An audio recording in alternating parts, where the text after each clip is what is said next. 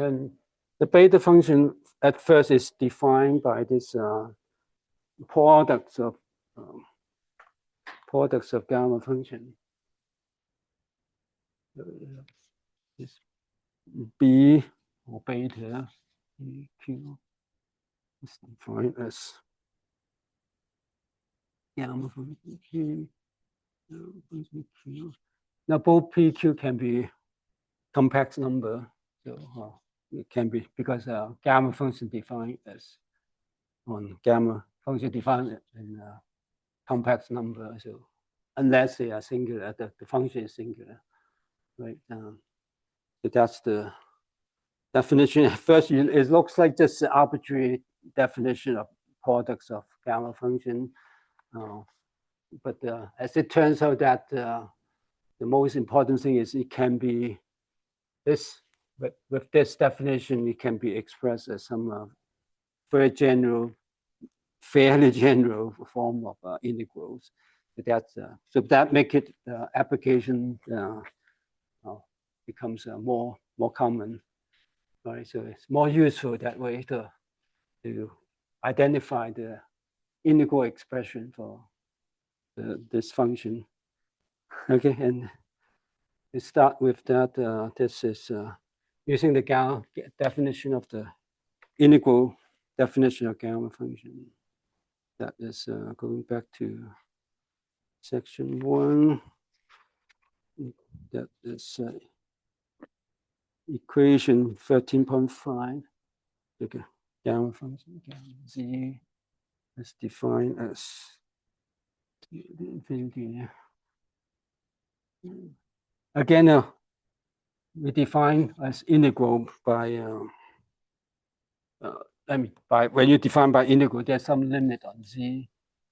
In order that the integral exists, but then once you evaluate things and commonly you can extend the domain of z beyond the limitation of this integral. It's likewise, the beta function is like that. Okay, so we'll use that and then apply this to this product gamma p and gamma q. Okay, and gamma p and gamma q. Just apply this to the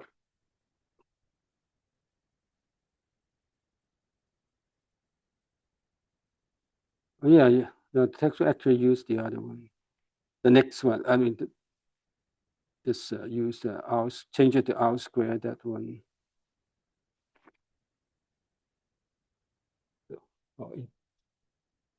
That's a factor of 2. Because change this to t squared minus t squared. And t to the 2z minus 1 dt. Actually use this one. Okay, this is the definition of gamma function. Now you apply to this p and q. So you have a factor of 4, and then one of them you change this to instead of t, because one of them you can use t, the other one you need to use another integration variable. I think your text will use s instead of t. Use s. So s for the first factor. You have 2p minus 1, so basically this term, and then e to the minus s squared es. And the second one is just the same. E to the 2z. Now it's q minus 1. E to the minus t squared. Okay, and then basically this is an area integral. Right, this is s and t, right? And now it's basically over this quadrant because both are 0 to infinity, right? 0 to infinity is 0 to infinity. Okay? And basically the idea is changes to a polar integration. So you basically introduce a radial coordinate. So that is the, whatever you call it, I think your textbook call it R. This R is change it. So you take the transformation R is R, or R squared is, now R is S squared plus T squared, right? And then the polar angle theta, right? Or you can say that S will be R cosine theta. So S will be R cosine theta. T will be R sine theta. Okay. Basically, it changes from a Cartesian integration to a polar integration. That's fine, right? This is change of variable. So now we change this. So the reason is that when you combine the two, you combine all the factor, right? And all these are using R, using this two becomes R. The R to the both this one and this one has the R. So you go to the R to the 2p minus 1 plus 2q minus 1. So altogether is 2p plus q, right? 2p plus q, and then minus 2. Up to here is here. This two combined to this one, and then all the sine and cosine. But you also have R from this exponential function. This times that is exponential. Minus S squared plus T squared is minus R squared. Right. And so that is the R percent, the area the elements, ds dt. So ds dt is changed to polar coordinate. It's just R dr d theta. Right. That you already know that by the cylindrical coordinate or the polar coordinate. So you R, you have an extra R dr. The R you can cancel with one of the factor, the dr. R is from 0 to infinity. Right. And then you have all the theta. You have d theta. Theta is from 0 to pi over 2. And now you figure out all the sine and cosine terms. So cosine in here, you have cosine to the power 2p minus 1. And then you have sine in here, 2q minus 1 theta. And then you have the d theta. Right? That is, right, I think I keep everything, right? Okay. And now you again use this one to compare this one with this one. So this is of the form of z equals to p plus q, right? So you identify the first factor is also a gamma function, and then it's a factor of 2. So you cancel with this 4, and it becomes 2 of gamma function p plus q. And the rest is just this integral of theta.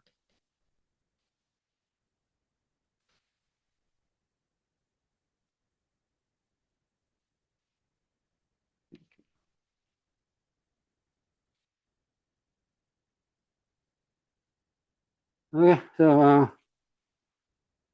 why I get it? Yeah. This is 13.47 after you divide this to the other side. So this is gamma p times gamma q. If you divide this factor to the left-hand side, that becomes this one b. The b will be 2 times this factor, right? Yeah. So that is integral representation. So you see that this is sine theta cosine theta over an angle pi over 2. That is, you can see it's quite commonly you can have this kind of integral, because this is a integral of 2 parameter p and q, so those can be quite arbitrary. So whatever p and q, and also by the definition of this, you can see that it's interchangeable, the two arguments, because this definition is symmetric between the p and q. So interchange p and q doesn't change. Interchange p and q doesn't change. Right? And so likewise, this integral, you can see that this is also interchangeable, p and q, because you change sine and cosine by do a change of variable, right? So CO to pi theta, you can instead of integrate theta, you can integrate pi over 2 minus theta, so whatever this pi over 2 minus theta, give it a name, right? And then change sine to cosine, cosine to sine. So that is, this is also explicitly symmetric between p and q. Okay, so that's the first one. And now this is general. This is general for all p and q. So all these arbitrary factor of arbitrary power of cosine sine is you can use this formula, but you can also evaluate some. So you can write it out explicitly. So this p and q, b and q, gamma p, gamma q.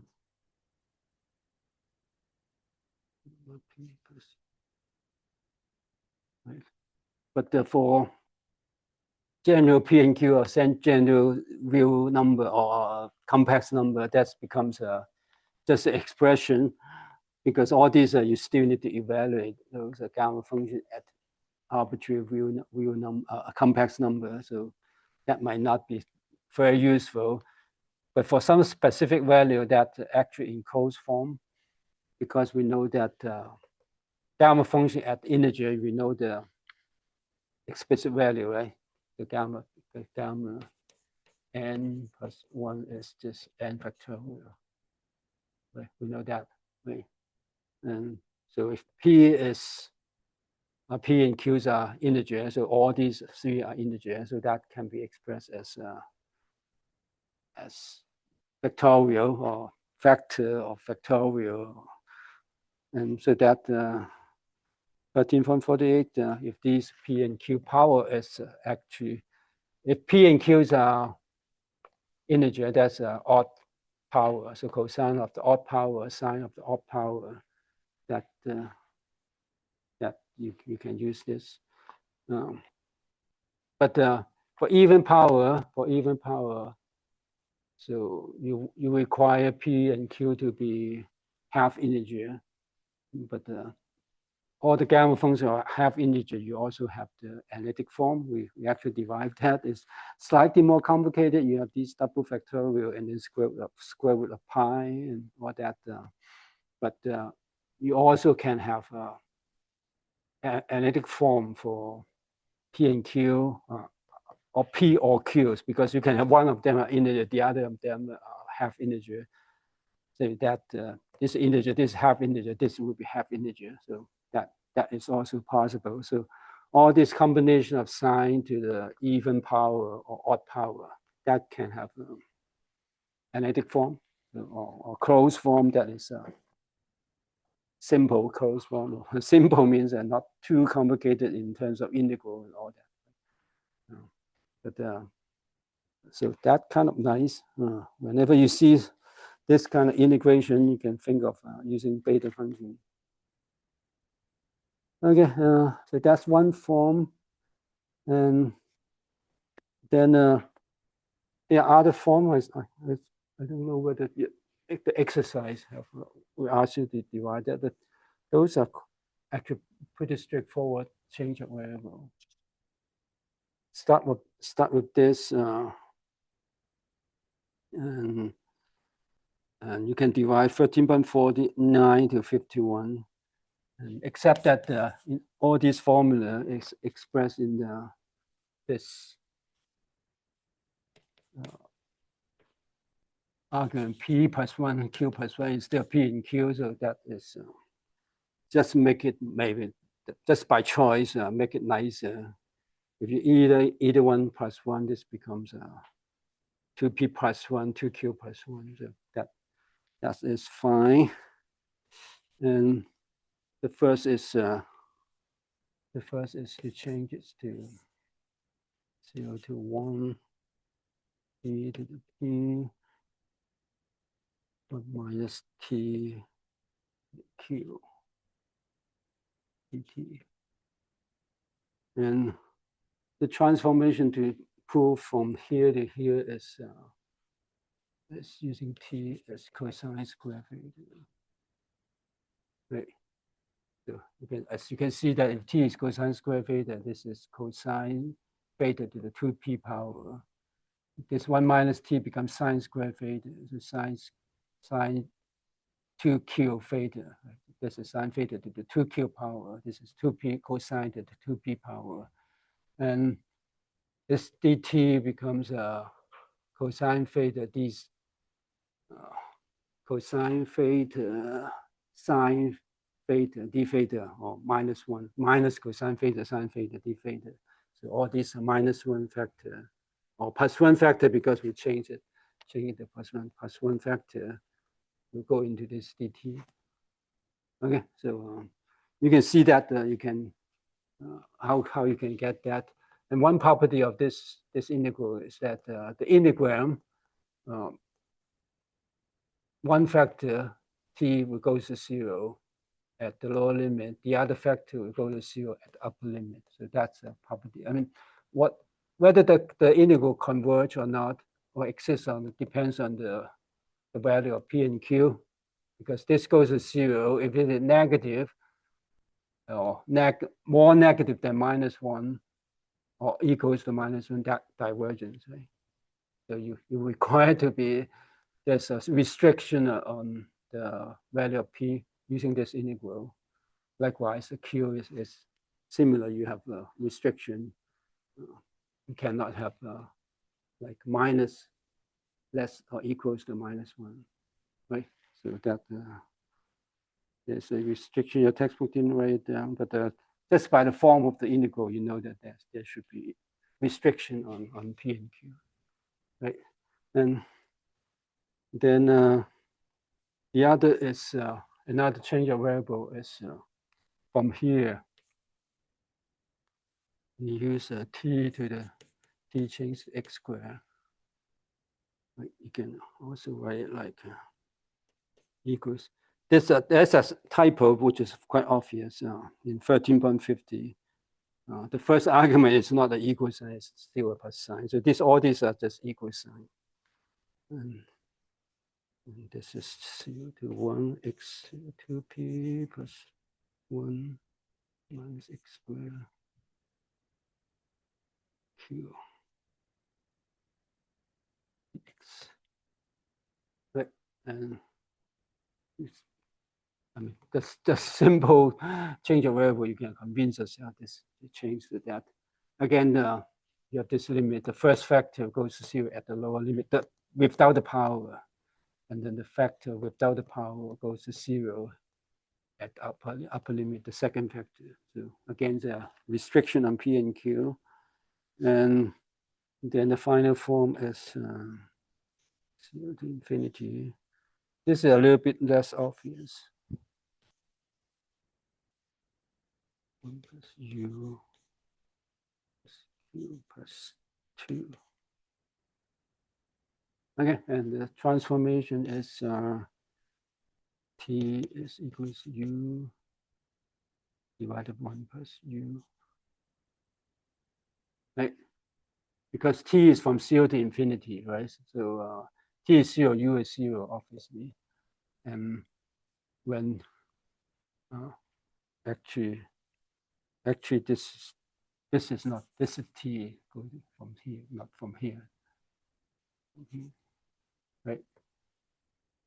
t is, and t is from 0 to 1, right? And then from u, when u goes to infinity, obviously this limit will make t goes to 1. And this limit also, I mean, when u is less than infinity, t will be less than 1. So the range is 0 to 1. T is 0 to 1, and then u is 0 to infinity. And then you just work out the transformation from here to here. You get this one. Okay, so those are some integral representation of beta function. All right. So with this integral formula, then one thing is straightforward is to use this. I think it's using this one to derive the duplication formula for gamma function, right? And let's see what we did now. Let's erase this. So that's next discussion. And remember, this is P and Q is arbitrary complex number. So the duplication formula is quite straightforward to check for integer argument. But for any complex argument, that is we need to look at this one. So basically, you evaluate this beta function as c plus 1/2, c plus 1/2. So now you use the integral formula. This one is from 0 to 1, e to the p is c. So this is c plus 1/2. So see, compare with p plus 1. So p is c minus 1/2. P is c minus 1/2. And 1 minus t. Likewise, q is c minus 1/2. dt. Okay. And then again, using some substitution. The substitution is t is 1 plus s over 2. Okay, just use that. That is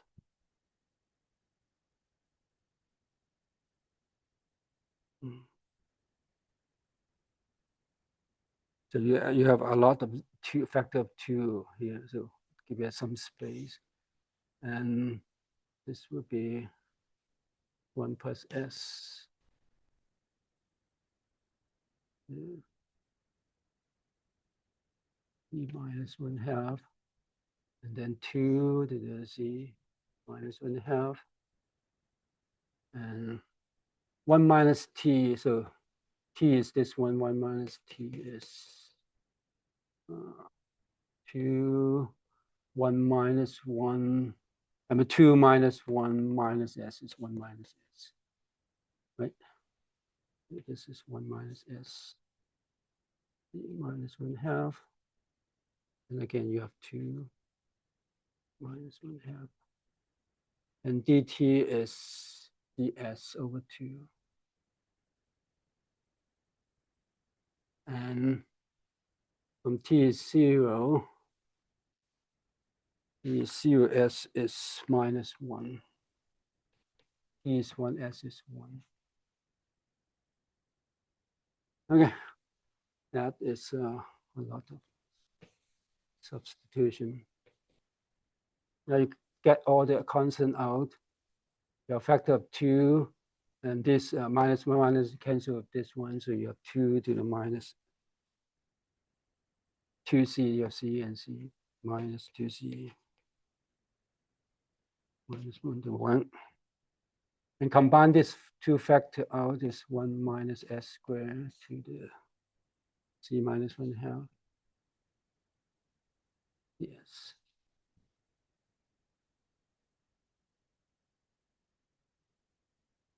And now you compare this with the other one, with this one. 1 minus s, 1 minus something square, and dx, right? This is 1 minus s squared to this one. And the limit, this is 0 to 1, but then this is an even function, right? So you can write this as 2 of this, right? So that basically is, yeah, in fact, 2 of this is from minus 1 to 1, right? And now you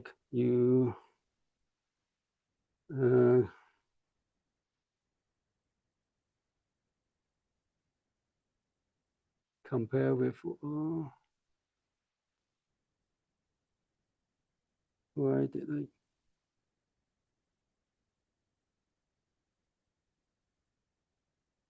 Yeah, the next step is just getting an extra factor of 2. So that doesn't matter in the text file. I was just confused by this. So whatever that is, this is just your gamma, your beta function. So what you need to do is figure out what the P and Q for this one, right? And now you don't have this term, so it means P is minus 1/2. Minus 1/2 times 2 plus 1 becomes 0. So P is minus 1/2. P is minus 1/2. So P plus 1 is 1/2. So it's B to the 1/2. The first argument is 1/2, right? And the second argument, now this is Z minus 1/2. Q is Z minus 1/2. Z minus 1/2. Q is Z minus 1 plus 1. Z plus 1/2.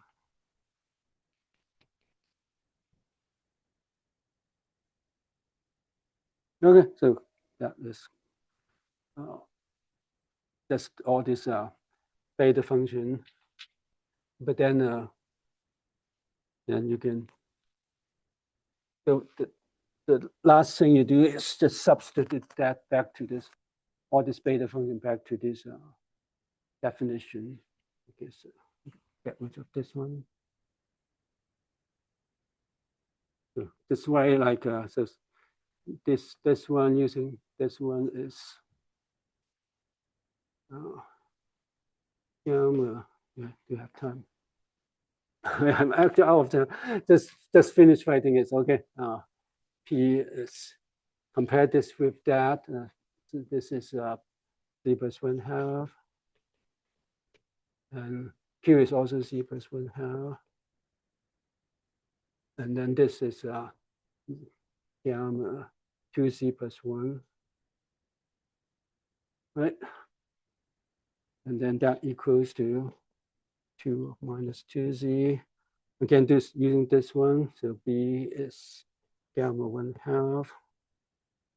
Gamma Z plus 1/2 divided by this plus that is Z plus 1.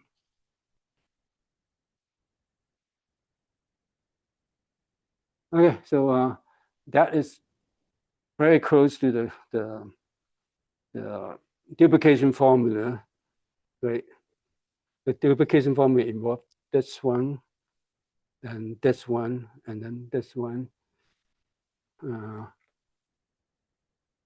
right? And I suppose this one you can cancel because we have 2 of them, so one of them can cancel. One of them cancel this one. So this one times that is this times whatever this is a function, but then this is a square of pi, right? And that would be the duplication formula. So that another application here for beta function. But that's all for this section for beta function.